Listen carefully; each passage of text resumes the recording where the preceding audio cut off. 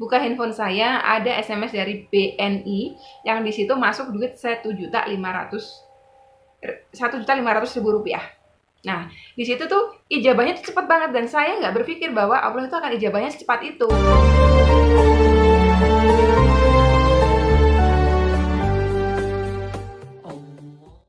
Warahmatullahi wabarakatuh, sobat winner semuanya yang dirahmati oleh Allah Subhanahu wa taala. A'udzubillahi minasyaitonirrajim. Bismillahirrahmanirrahim. Alhamdulillahirabbil alamin. Wassalatu wassalamu ala asyrofil anbiya'i wal mursalin wa ala alihi washabbihi wattabi'in. Rabbi shrah li sadri wa yassir li amri wahlul 'uqdatam min lisani yafqahu qawli. Allahumma shalli ala sayyidina Muhammad wa ala ali sayyidina Muhammad. Sahabat winner semuanya yang dirahmati oleh Allah. Hari ini sesuai dengan judul aku akan sampaikan 8 cara agar doa kita dijabah oleh Allah Subhanahu wa taala. Kita akan langsung membahas mulai dari yang pertama sampai ke yang ke-8 ini. Insya Allah kalau kita mengamalkannya sesuai dengan cara-cara ini, insya Allah Allah akan mengijabah seluruh doa-doa kita. Tentunya diijabahnya itu kapan, dalam bentuk apa, bagaimana caranya Allah mengijabah, itu adalah hak mutlaknya Allah ya teman-teman. Ya, jadi kita tidak bisa mendikte Allah. Kalau misalnya kita punya hajat 1 miliar, Allah harus mengijabahnya dalam waktu sesegera mungkin sesuai mau kita. Semua itu kita kembalikan kepada Allah Subhanahu wa taala. Apa yang harus kita lakukan agar doa kita diijabah oleh Allah Subhanahu wa taala? Yang pertama adalah berdoalah dengan penuh ikhlas dan keyakinan terhadap Rabb kita bahwa Allah akan mengijabah seluruh doa-doa kita. Sebab apa? Allah berfirman bahwa aku menurut sangka hambaku. Jika hambaku sangka baik kepadaku, maka itulah yang akan dia dapatkan. Begitupun sebaliknya. Jadi sebaiknya kita dalam setiap kali munajat kita kepada Allah, kita selalu berprasangka baik kepada Allah. Dan juga memegang keyakinan penuh bahwa Allah pasti akan ijabah doa-doa kita.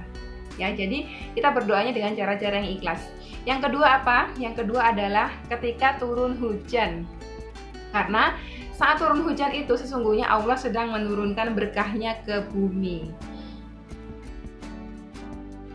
Rasulullah SAW bersabda, 2 doa yang tidak akan ditolak. Yang pertama adalah doa ketika azan, dan yang kedua adalah doa ketika turun hujan. Jadi, kalau kita mendapati langit sedang menurunkan berkahnya Allah ya, hujan ke bumi, segeralah bergegas untuk bermunajat kepada Allah.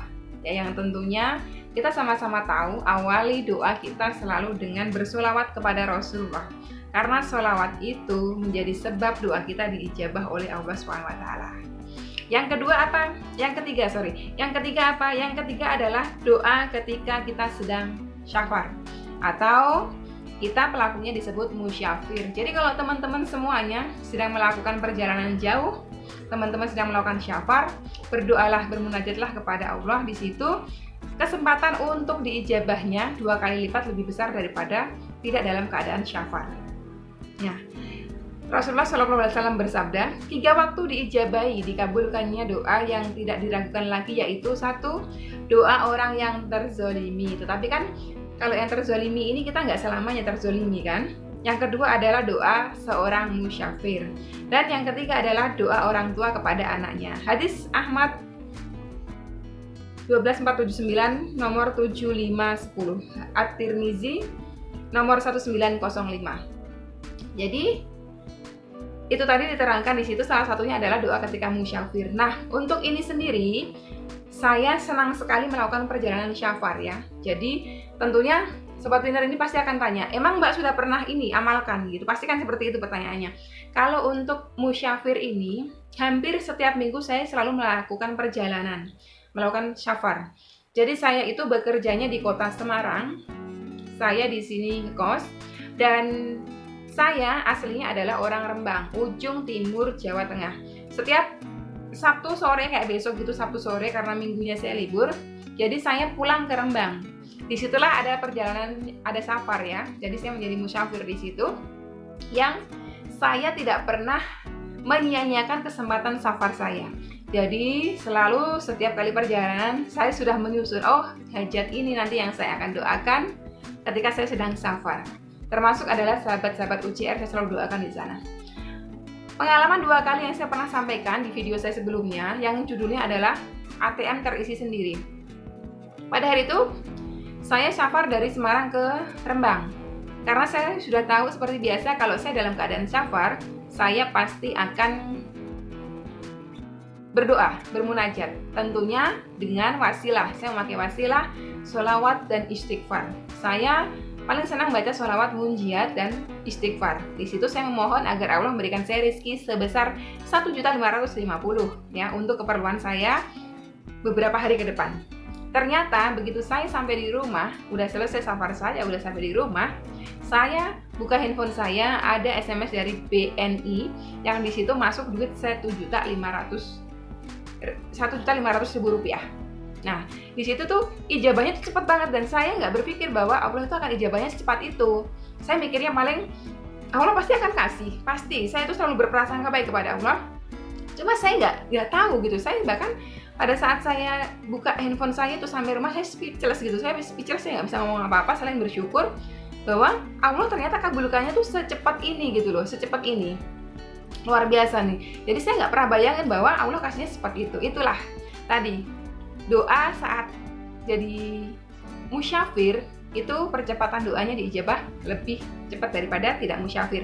Yang kedua adalah ketika di minggu lainnya saya balik ke Semarang, saya memohon sama Allah, ya Rob, saya minta rezekimu berupa uang sebesar 1 juta rupiah. Karena dalam waktu beberapa hari ke depan saya butuh duit itu gitu. Saya seperti biasa saya baca kalau pagi memang kebiasaan saya dalam baca surah Al-Baqarah. Jadi sepanjang jalan itu saya baca surah Al-Fatihah, surah An-Nas, Al-Ikhlas, Al-Falaq, Al-Insyirah adalah surat favorit saya, Al-Insyirah, dan juga Al-Baqarah tadi itu, karena kebetulan saya hafal. Ini saya baca sepanjang jalan, setelah itu saya bersolawat sebanyak-banyaknya dan beristighfar. Saya mohon kepada Allah agar Allah ijabah, agar Allah kabulkan hajat saya meminta rezeki sebesar 1 juta rupiah. Dan begitu saya sampai Semarang, saya sudah sampai kosan sini, ya, baru selesai mandi, saya mau berangkat kerja lagi ke kantor, tiba-tiba ada masuk BNI lagi sebesar 1 juta rupiah. Itu dari sahabat saya juga, tapi orang yang berbeda yang memberikan kepada saya. Memang niatan beliau adalah berbagi, seperti itu. Yang pertama tadi juga memang orangnya niatan berbagi kepada saya. Jadi jangan sampai teman-teman berpikir duit dari langit, yaitu duit dari Allah gitu, memang melalui teman-teman saya yang dermawan ini tadi. Jadi tadi teman-teman saya sampaikan bahwa menjadi musyafir itu jangan pernah disia-siakan. Berdoalah sebanyak-banyaknya teman-teman. Insya Allah Allah akan ijabah doa-doa kita. Selagi kita tidak memakai pakaian-pakaian yang dari hasil haram, memakan makanan yang haram, meminum minuman yang haram seperti di video saya sebelumnya ya. Terus selanjutnya, apa yang membuat doa kita diijabah oleh Allah Subhanahu wa taala?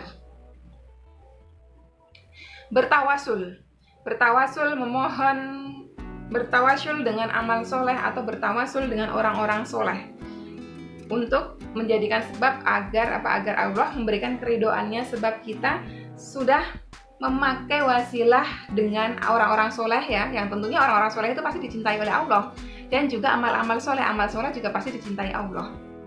Nah, perintah untuk bertawasul ini di mana gitu? Ada dalilnya dalam surah Al-Maidah ayat ke-35. Hai orang-orang yang beriman, bertakwalah kepada Allah, carilah perantara mendekatkan diri kepadanya, dan berjihadlah pada jalannya supaya kalian bahagia. Ini adalah perintah firman-Nya Allah dalam surah Al-Maidah ayat ke-35. Nah, kalau untuk bertawasul sendiri ini, ada satu riwayat yang menceritakan 3 orang laki-laki yang terjebak di dalam gua. Ketika itu, gua tertutup dengan batu yang sangat besar. Satu laki-laki yang pertama berdoa kepada Allah, bertawasul dengan amal solehnya. Ya Rob, hamba adalah seorang pengusaha. Hamba memiliki banyak karyawan yang hamba sudah berikan semua hak-hak gajinya.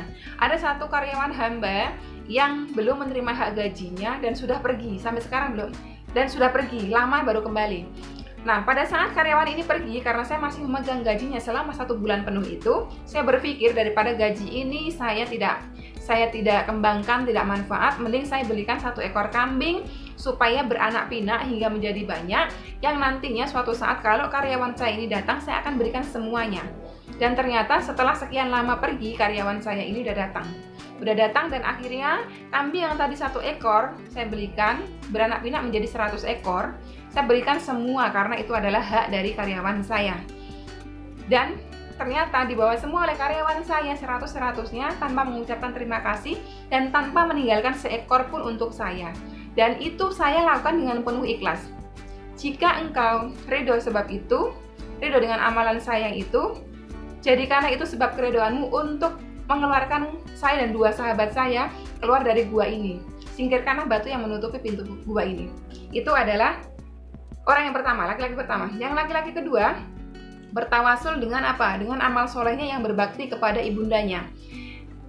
Laki-laki kedua berdoa, ya Rob, saya tidak seperti sahabat saya ini yang seorang pengusaha, tapi saya memiliki bakti yang sangat luar biasa kepada ibunda saya. Saking sayangnya saya kepada ibunda saya, setiap hari saya menyuapi makan kepada ibunda saya, memberikan minum susu. Suatu hari, saya membawa 1 panci yang berisi penuh susu. Ternyata, ibu saya pada saat itu sedang tidur nyenyak dan saya tidak mau membangunkannya. Di sisi lain, saya punya seorang istri dan anak yang kelaparan. Tapi saya tidak mau memberikan susu itu sebelum ibu saya meminumnya. Jadi akhirnya istri dan anak saya suruh tidur dulu. Saya suruh tidur supaya apa? Supaya mereka tidak terasa kelaparannya. Sambil berdiri saya memegangi panci yang penuh berisi susu ini dan saya menunggu ibu saya sampai ketika ibu saya terbangun, saya minumkan kepada ibu saya susu ini. Dan ibu saya tidak tahu kalau saya berdiri berjam-jam untuk menunggu beliau bangun. Itulah amal soleh saya yang ingin saya jadikan wasilah untuk hamba bermunajat kepadamu. Semoga engkau ini menjadi keredoanmu agar engkau mengeluarkan hamba dan 2 teman hamba keluar dari gua ini. Yang ketiga, sahabat yang ketiga ini, yang laki-laki ketiga, berdoa juga.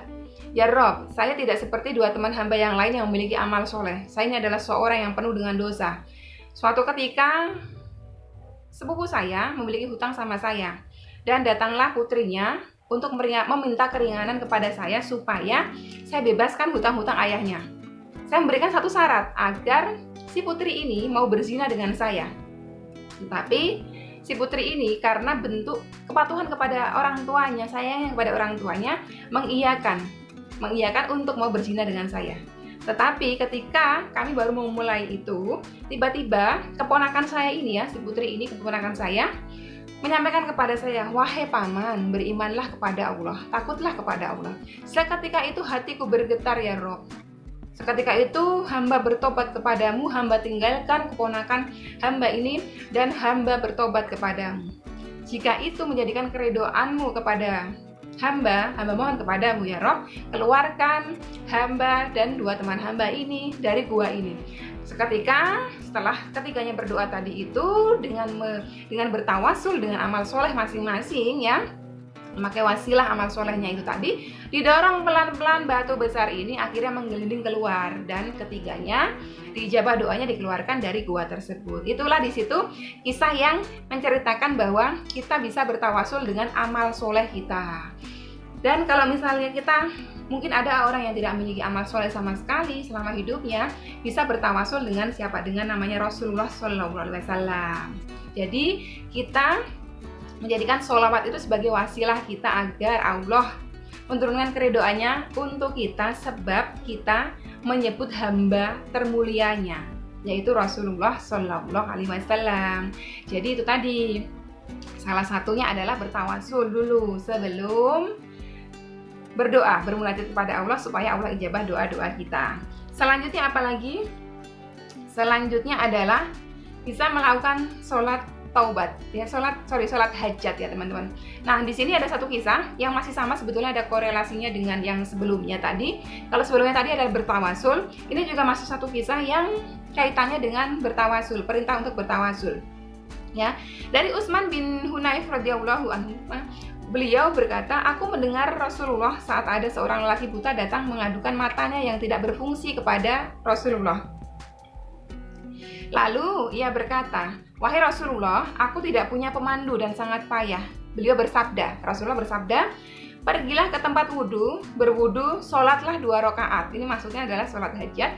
Kemudian berdoalah dengan doa, wahai Allah, aku mohon dan menghadap kepadamu dengan menyebut nabimu Muhammad, Nabi pembawa rahmat.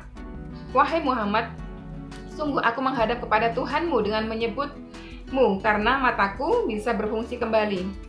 Ya Allah, terimalah syafaatnya bagiku dan tolonglah diriku dalam kesembuhanku. Utsman berkata, demikian Allah, kami belum sempat berpisah dengan perbincangan kami, belum begitu lama sampai lelaki itu datang ke tempat kami dan sungguh seolah-olah ia tidak pernah buta sama sekali. Hadis riwayat Al-Hakim, At-Tirmizi, dan Al-Baihaqi.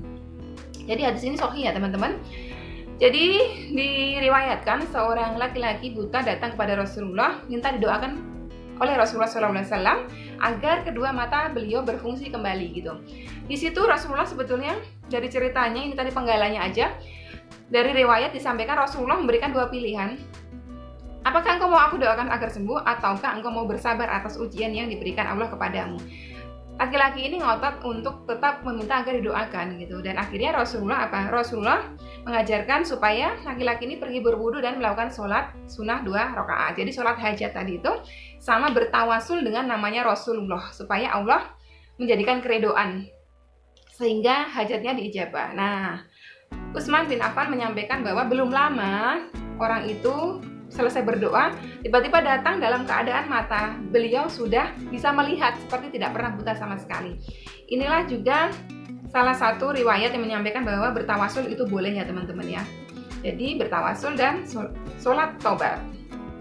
Oke, yang selanjutnya apa yang kita bisa lakukan lagi jika kita mau agar doa-doa kita diijabah oleh Allah Subhanahu wa Ta'ala?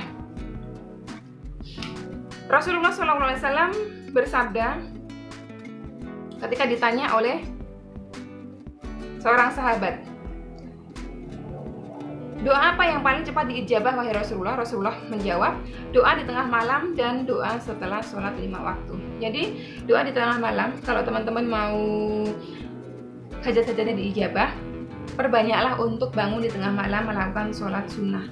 Sholat sunnah tahajud, sholat hajat juga bisa dilakukan kapan aja, termasuk malam juga bisa. Sholat taubat pun bisa. Kalau saya pribadi sih saya lebih senang melakukan sholat sunnah tersebut tadi tuh. Kecuali kalau witir. Kalau witir biasanya saya sebelum tidur, setelah sholat isya itu saya lakukan sholat witir. Nanti begitu bangun saya lakukan sholat tahajud, sholat taubat jika saya merasa perlu dengan sholat taubat, dan sholat hajat jika saya memiliki hajat yang betul-betul urgent banget. Itu biasanya saya lakukan itu. Nah tadi juga disampaikan Rasulullah, jika mau doa dijabah lakukan sholat berdoa di tengah malam. Terus selanjutnya apalagi? Berdoa bersama. Kekuatan doa bersama, kekuatan doa berjamaah itu juga menjadi percepatan doa kita supaya kita diijabah oleh Allah Subhanahu wa Ta'ala. Rasulullah Shallallahu Alaihi Wasallam bersabda, tidaklah berkumpul suatu kaum muslim yang sebagian mereka berdoa dan sebagian lainnya mengamininya, kecuali Allah mengabulkan doa mereka. Ini maksudnya adalah, jadi kalau misalnya kita berkumpul dalam satu majelis, ada yang pimpin doa, ada yang mengaminkan, insya Allah itu menjadi percepatan doa-doa majelis tersebut ya, doa-doa kaum tersebut itu akan dijabah oleh Allah Subhanahu wa Ta'ala. Ini juga yang saya terapkan di UCR gitu. Memang saya sadar sekali ini dari sebelum saya memiliki UCR dan memiliki channel, saya banyak sekali mendengar kajian-kajian tentang ini, tentang bagaimana diijabahnya doa bersama ini. Makanya ketika saya memiliki majelis bernama UCR itu yang Umat Cinta Rasulullah sampai 3, itu saya bahagia sekali karena setiap harinya itu saya selalu berdoa bersama-sama dengan teman-teman yang lain gitu. Jadi kalau saya pimpin doanya, teman-teman itu bantu mengaminkan, itu saya bahagia sekali karena saya sadar ini doa ini pasti akan dijabah. Itulah salah satu rahasia kenapa sahabat-sahabat UCR ini banyak sekali memberikan testimoni yang saya angkat ke channel saya, yang mana beliau-beliau semua diijabah doa-doanya oleh Allah Subhanahu wa Ta'ala. Nah itu ya teman-teman. Jadi kalau misalnya teman-teman datang ke suatu majelis gitu, jangan lupa, jangan sampai pulangnya belum acara selesai, karena biasanya doa itu selalu tempatnya di belakang gitu. Ambil itu keberkahan. Jadi ikut berdoa, ikut mengaminkan doa. Karena insya Allah yang berdoa dan yang mengaminkan sama-sama dapat pahala. Seperti itu ya teman-teman. Selanjutnya apa? Selanjutnya adalah doakan kebaikan untuk orang lain. Doakan kebaikan untuk orang lain ini menjadi percepatan doa kita juga. Saya dulu sering melakukannya walaupun sebelum punya channel dan sebelum punya anggota UCR itu, karena saya sering banget mendengarkan kajian tentang ini, terlebih dari Ustadz Khalid Basalamah. Beliau selalu menyampaikan, kamu akan dapat sama, kamu akan dapat sama. Itulah kata sabdanya Rasulullah, para malaikat akan berkata, kamu akan dapat sama, kamu akan dapat sama. Ini saya sampaikan hadis riwayat Muslim. Doa seorang muslim untuk saudaranya yang tidak berada di hadapannya akan dikabulkan oleh Allah. Di atas kepala orang muslim yang berdoa tersebut terdapat seorang malaikat yang ditugasi menjaganya. Setiap kali orang muslim itu mendoakan kebaikan bagi saudaranya, niscaya malaikat menjaganya akan berkata, amin. Semoga Allah mengabulkan dan bagimu hal yang serupa. Jadi kalau kita berdoa untuk saudara muslim kita doakan yang kebaikan tentunya ya. Jangan didoakan semoga kamu celaka, itu nggak boleh doa seperti itu. Jadi misalnya kita sedang punya hutang, saudara muslim kita juga sedang punya hutang. Kita doakan, ya Rob, ya Fattah, ya Rozak, ya Ghani, ya Mughni, hamba mohon kepadamu ya Rob, lunaskanlah hutang si Fulan binti Fulan, mudahkanlah beliau untuk melunaskan seluruh hutang-hutang beliau baik yang riba maupun non riba. Itu insya Allah malaikat di atas kita itu akan mengaminkan, amin, semoga diijabah dan kamu juga akan dapat hal yang sama, kamu juga akan dilunaskan hutang-hutang kamu. Makanya dari itu waktu dulu saya masih punya hutang itu, saya belum punya anggota UCR, belum punya sahabat UCR, saya setiap kali jalan, di sepanjang jalan, saya bertemu siapa saja di jalan, misalnya ada penyapu jalanan, misalnya ada tukang gorengan, misalnya ada penjual es doger lewat, saya doakan, ya Rob. Saya doanya dulu gini, ya Rob, hamba mohon kepadamu, limpahkanlah rizkimu untuk bapak penjual gorengan itu. Jika beliau punya hutang, lunaskan hutang-hutang beliau ya Rob. Karena apa? Dalam hati saya, ya Rob, semoga malaikat juga katakan amin untuk hutang-hutang saya. Sehatkan badannya, panjangkan umurnya, limpahi dengan keberkahan, sekolahkan tinggi putra-putrinya, jaga kedua orang tuanya. Saya doakan yang baik-baik untuk beliau-beliau semua yang saya sendiri nggak kenal. Gitu. Dan sekarang ketika saya sudah punya UCR, saya semakin bersemangat untuk mendoakan sahabat-sahabat UCR yang lain. Makanya itu setiap hari itu saya baca doa itu 6 kali di 3 UCR. Jadi pada asar saya tutup doa riyadoh, setelahnya saya buka doa riyadoh. Jadi 1 UCR 1 itu 2 doa, UCR 2 juga 2 doa, UCR 3 doa. Jadi saya setiap hari itu membaca doa 6 doa untuk kurang lebih 500 anggota UCR. Bayangkan berapa banyak itu para malaikat mengaminkan untuk saya. Jadi buat teman-teman semua juga bisa melakukannya di tempat masing-masing. Mungkin teman-teman belum punya majelis, belum punya perkumpulan, bisa lakukan cara saya dulu. Jadi saya setiap ada orang lewat, saya doakan terus saya kebaikan walaupun saya nggak kenal. Termasuk orang yang berbuat zolim terhadap saya juga doakan. Nah itu jauh lebih cepat lagi tuh. Kalau kita mendoakan orang yang baik sama kita, itu adalah hal yang biasa. Tapi kalau kita mendoakan orang yang sudah jahat sama kita, itu luar biasa. Artinya apa? Hati kita tuh ikhlas. Di sini tuh ikhlas. Karena apa? Orang udah jahat sama kita nih, tapi kita masih doakan yang baik-baik. Itu ikhlasnya luar biasa. Gitu teman-teman. Jadi kalau disakitin sama orang lain, doakan aja yang kebaikan. Supaya apa? Itu melatih hati kita menjadi hati yang ikhlas, menjadi pribadi yang tawadhu ya. Insya Allah itu menjadi sebab keridhaan Allah kepada kita. Gitu teman-teman. Jadi itu tadi 8 cara ya, betulnya 8 cara agar doa kita dijawab oleh Allah Subhanahu wa taala. Sampai di sini dulu video kali ini. Semoga ini bisa bermanfaat buat teman-teman semuanya. Mohon maaf jika ada kata-kata yang mungkin kurang tepat, yang salah, itu murni dari kefakiran ilmu saya. Jadi mohon dimaafkan dan mohon dikoreksi supaya bisa menjadi manfaat buat umat. Sekian dulu. Wassalamualaikum warahmatullahi wabarakatuh.